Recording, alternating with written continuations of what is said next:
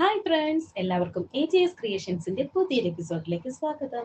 നിങ്ങൾ എല്ലാവരും ആദ്യമായിട്ടാണ് ഈ ചാനൽ കാണുന്നതെങ്കിൽ സബ്സ്ക്രൈബ് ചെയ്യാൻ മറക്കരുതേ.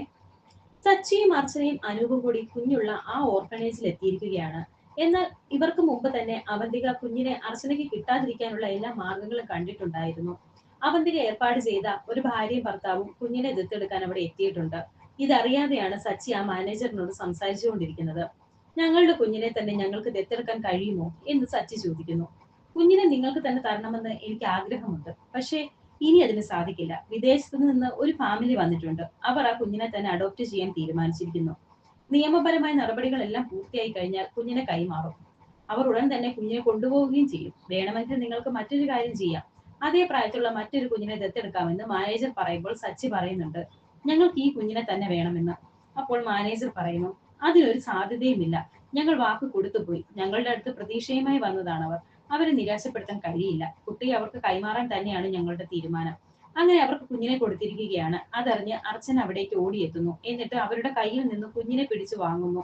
അവർ ചോദിക്കുന്നുണ്ട്, നിങ്ങൾ എന്തായി കാണിക്കുന്നേ? കുഞ്ഞിനെ തന്നേ. എന്നാൽ അർച്ചന കുഞ്ഞിനെ എടുത്തിരിക്കുകയാണ്.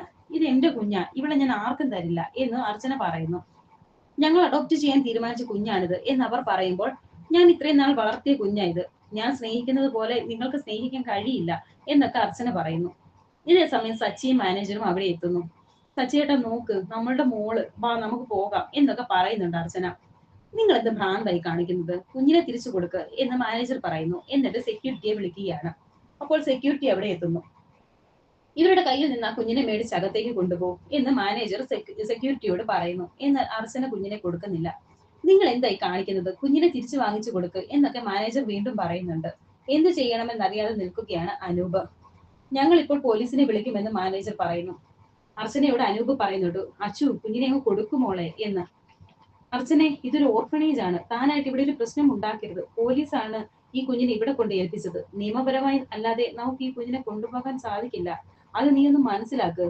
താൻ ഇപ്പോൾ കുഞ്ഞിനെ തിരിച്ചു കൊടുക്ക് എന്നൊക്കെ സച്ചി പറയുന്നു.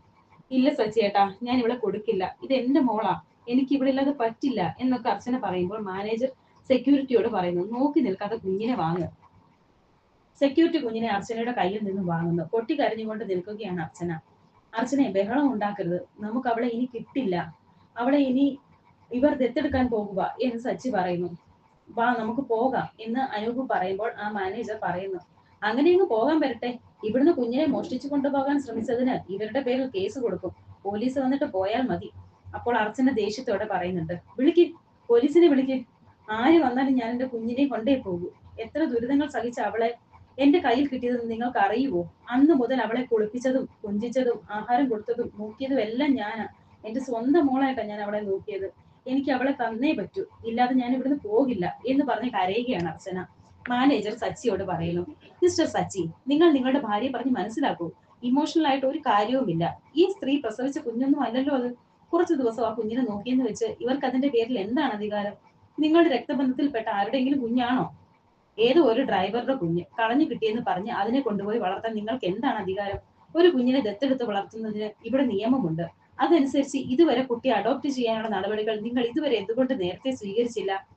ഇവർക്ക് കുഞ്ഞിനെ കൊടുക്കാൻ തന്നെയാണ് ബോർഡിന്റെ തീരുമാനം. ഇപ്പോൾ ഈ കുഞ്ഞിനെ നഷ്ടപ്പെട്ടത് ഞങ്ങളുടെ കുറ്റമല്ല, നിങ്ങളുടെ മാത്രം കുറ്റമാണ്. എന്തായാലും പോലീസ് വരട്ടെ. ഇവിടെ കയറി ബഹളം ഉണ്ടാക്കിയതിന് നിങ്ങൾ സമാധാനം പറഞ്ഞേ പറ്റൂ.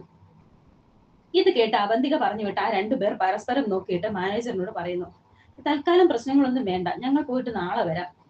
അതൊന്നും സാരമില്ല, കുട്ടിയെ നിങ്ങൾക്ക് തരാൻ ബോർഡ് തീരുമാനിച്ചതല്ലേ, അതിന് ഇനി ഒരു മാറ്റവുമില്ല എന്ന് മാനേജർ അവരോട് പറയുമ്പോൾ, ഞങ്ങൾ നാളെ വരാം മാഡം എന്ന് പറഞ്ഞ് അവർ അവിടെ നിന്ന് പെട്ടെന്ന് പോകുന്നു. പോലീസ് വരുമെന്ന് അറിഞ്ഞിട്ടാണ് അവർ അവിടുന്ന് പോകുന്നത്. സോറി മാഡം, അർച്ചനെ ഞങ്ങൾ കൊണ്ടുപോയി കളാം, ദയവ് ചെയ്ത് പോലീസിനെ വിളിക്കരുത് എന്ന് പറഞ്ഞ് അർച്ചനയെ കൊണ്ടുപോവുകയാണ് സച്ചിയും അനൂപും കൂടി. അർച്ചന നല്ല കരച്ചിലാണ്. അവന്തിക അയച്ച രണ്ടുപേരും ഇപ്പോൾ പോകുന്ന വഴിയിൽ അവരെ തടഞ്ഞു നിർത്തി സംസാരിക്കുകയാണ് അവന്തികയും ധനുഷും. അല്ല, കുട്ടി എവിടെ എന്ന് അവന്തിക ചോദിക്കുമ്പോൾ അയാൾ പറയുന്നു, കുട്ടിയെ ഞങ്ങൾക്ക് അവിടെ നിന്നും എടുക്കാൻ പറ്റിയില്ലെന്ന്. ഇത് കേട്ട ഉടനെ തന്നെ അയാളെ തല്ലുകയാണ് അവന്തിക. ഇത് പറയാനാണോ ചോദിച്ച പണവും തന്ന് നിങ്ങളെ രണ്ടിനെയും ഞാൻ അങ്ങോട്ട് അയച്ചത്? ഒരു കാര്യം ചെയ്യാൻ പറ്റില്ലെങ്കിൽ അത് കേൾക്കാനും നിൽക്കരുത്, മനസ്സിലായോ എന്ന് പറഞ്ഞ് ദേഷ്യപ്പെടുകയാണ് അവന്തിക. ധനുഷ് അപ്പോൾ അവന്തികയോട് പറയുന്നു, അവന്തിക, ഇത് പബ്ലിക് റോഡാ, ആളുകൾ ശ്രദ്ധിക്കും. കുട്ടിയെ അവിടെ നിന്ന് എടുത്തുകൊണ്ട് വരാമെന്ന് നിങ്ങൾ ഉറപ്പ് പറഞ്ഞതല്ലേ, പിന്നെ എന്ത് പറ്റിയെന്ന് ധനുഷ് അവരോട് ചോദിക്കുന്നു. അപ്പോൾ അവർ പറയുന്നു, പോലീസിന്റെ പിടിയിൽപ്പെടാതെ ഒരു വിധത്തിലാണ് ഞങ്ങൾ അവിടുന്ന് രക്ഷപ്പെട്ടത്. എന്നിട്ട് അവർ നടന്ന കാര്യങ്ങളെല്ലാം അവന്തികയോട് പറയുന്നു. ഇത് കേട്ട് ദേഷ്യത്തോടെ നിൽക്കുകയാണ് അവന്തിക.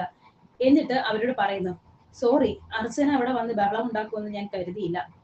സാരമില്ല, ഇന്നത്തെ അറ്റംപ്റ്റ് പാളിപ്പോയെന്ന് മാത്രമേ ഉള്ളൂ. ബാക്കിയൊക്കെ നമ്മുടെ പ്ലാനിങ് പോലെ തന്നെ നടക്കണം. നാളെ കുഞ്ഞിനെ എടുത്ത് തരാൻ പറ്റും അല്ലേ എന്ന് ധനുഷ് ചോദിക്കുമ്പോൾ, ഞങ്ങൾ പരമാവധി ശ്രമിക്കാമെന്ന് അവർ പറയുന്നു. ശ്രമിച്ചാൽ പോരാ, നടന്നിരിക്കണം. ഇനി നമ്മുടെ ഒരു പ്ലാനുകളും തെറ്റിപ്പോകരുത്. ഇനിയും താമസിച്ചാൽ അർച്ചന അവിടെ നിന്നും ആ കുഞ്ഞിനെ തിരിച്ചെടുക്കും. വീണ്ടും അതിനെ നെല്ലിശ്ശേരിയിലേക്ക് കൊണ്ടുവരും. അതെനിക്ക് സഹിക്കാൻ കഴിയില്ല. അതിനു മുമ്പ് ആ നശിച്ച സന്തതിയെ മുംബൈയിലേക്ക് കടത്തിയിരിക്കണം എന്ന് പറയുകയാണ് അവന്തിക. ശേഷം കാണിക്കുന്നത് കമലയും മാഷും കൂടി ഇപ്പോൾ നെല്ലിശ്ശേരിയിലേക്ക് വന്നിരിക്കുകയാണ്. സേതു അവിടെ ഇരിക്കുന്നുണ്ട്. മാഷ് ചോദിക്കുന്നുണ്ട് സേതു മാധവനോട്, സേതു അച്ചു എവിടെയെന്ന്. അപ്പോൾ സേതു പറയുന്നു, അവൾ മുറിയിലുണ്ട്. വന്നപ്പോൾ മുതൽ കഥ കളിച്ച് മുറിയിൽ ഒരേ ഇരിപ്പ. ഞങ്ങളൊക്കെ ചെന്ന് വിളിച്ചിട്ടും അവൾ പുറത്തേക്ക് ഇറങ്ങി വന്നില്ല. ഇതുവരെ ആഹാരം പോലും കഴിച്ചിട്ടില്ല. ഞങ്ങൾ വിളിച്ചാൽ അവൾ വരും. കമലേ വാ എന്ന് പറഞ്ഞ് മാഷ് പോകാൻ തുടങ്ങുമ്പോൾ സേതു പറയുന്നു, നിങ്ങളിപ്പോൾ അവളെ പോയി വിളിക്കണ്ട. അവൾ ഇപ്പോൾ വല്ലാത്തൊരു മാനസികാവസ്ഥയില. ഏതെങ്കിലും ഒരു നല്ല സൈക്കാട്രിസ്റ്റിനെ കാണിക്കണം.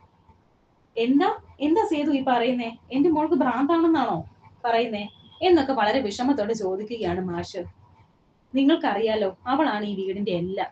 അവള് തളർന്നു പോയാൽ ഈ വീടിന്റെ താളം തെറ്റിപ്പോകും. ഇനിയും മനസ്സിന്റെ നിയന്ത്രണം വിട്ടുപോയാൽ അത് അവളെ വലിയ പ്രതിസന്ധിയിലെത്തിക്കും. അതുകൊണ്ടാണ് ഞാൻ അങ്ങനെയൊക്കെ പറഞ്ഞത് എന്ന് സേതു പറയുന്നു. എന്റെ മോളെ ഒരു ഡോക്ടറിനെയും കാണിക്കണ്ട. ഞാൻ അവളുടെ അമ്മയാ. എനിക്ക് അവളുടെ മനസ്സറിയാം. ഞാൻ അവളോട് സംസാരിക്കാം. ഞങ്ങൾ സംസാരിച്ചാൽ എല്ലാം ശരിയാകും. വാ മാഷേ എന്ന് പറഞ്ഞ് കരഞ്ഞുകൊണ്ട് പോവുകയാണ് കമലയും മാഷും കൂടി. മോളെ അച്ചു, വാതിൽ തുറക്ക് എന്നൊക്കെ പറഞ്ഞ് ഡോറ് കൊട്ടി വിളിക്കുകയാണ് കമലയും മാഷും. അവർ കുറെ വിളിക്കുന്നുണ്ട്. ഇത് കേട്ട് അവന്തിക അവിടെ മാറി നിന്ന് ഇവരെ നോക്കുന്നു. ആതിര അവരുടെ അടുത്തേക്ക് വന്ന് എന്താ എന്ന് ചോദിച്ച് ചേച്ചി ചേച്ചി എന്ന് പറഞ്ഞ് വാതിൽ മുട്ടി വിളിക്കുന്നുണ്ട്. സേതുവും അവിടേക്ക് വരുന്നു. എല്ലാവരും പേടിച്ച് അവിടെ കിടന്ന് വിളിക്കുന്നുണ്ട്. അവർ വാതിൽ തല്ലി തുറന്ന് അകത്ത് കയറുമ്പോൾ അവരെല്ലാവരും ഞെട്ടുന്നു. അർച്ചന ബോധം കേട്ട് താഴെ വീണ് കിടക്കുകയാണ്. എല്ലാവരും കൂടി അർച്ചനയെ വിളിക്കുന്നുണ്ട്. ആതിര പെട്ടെന്ന് മുഖത്ത് വെള്ളം തളിക്കുന്നു. പക്ഷെ അർച്ചന എഴുന്നേൽക്കുന്നില്ല. എല്ലാവരും കൂടി എടുത്ത് കട്ടിലിൽ കിടത്തിയിട്ട് അവർ എല്ലാവരും മാറി മാറി വിളിക്കുന്നുണ്ട്. ഇത് കണ്ട് അവന്തിക മനസ്സിൽ പറയുന്നുണ്ട്, തീർന്നെന്നാ തോന്നുന്നേ. ഭാഗ്യം, എങ്കിൽ ഈ വീട് രക്ഷപ്പെട്ടല്ലോ. ഇപ്പോൾ അർച്ചന കണ്ണു തുറക്കുന്നു. ഓ, ഇവള് ചത്തില്ലേ എന്ന് നിരാശയോടെ അവന്തിക മനസ്സിൽ വിചാരിക്കുകയാണ്. അർച്ചന ഇപ്പോൾ എഴുന്നേറ്റിരുന്ന് കമലയെ കെട്ടിപ്പിടിച്ച് എന്റെ മോള് പോയി അമ്മേ എന്ന് പറഞ്ഞ് കരയുകയാണ്. ഇനി ആ കുഞ്ഞിനെ നിനക്ക് കണി കാണാൻ കിട്ടില്ല. നാളെ തന്നെ അതിനെ ഞാൻ മുംബൈയിലേക്ക് കടത്തിയിരിക്കും എന്ന് സന്തോഷത്തോടെ മനസ്സിൽ വിചാരിക്കുകയാണ് അവന്തിക. അർച്ചനെ എല്ലാവരും ആശ്വസിപ്പിക്കാൻ ശ്രമിക്കുന്നുണ്ടെങ്കിലും ഓരോന്നും പറഞ്ഞ് കരയുകയാണ് അർച്ചന. ഇതെല്ലാം കണ്ട് വളരെ സന്തോഷത്തോടെ നിൽക്കുന്നുണ്ട് അവന്തിക. വരാനിരിക്കുന്ന പുതിയ എപ്പിസോഡുകൾക്കായി വീണ്ടും കാണാം. Thank you for watching.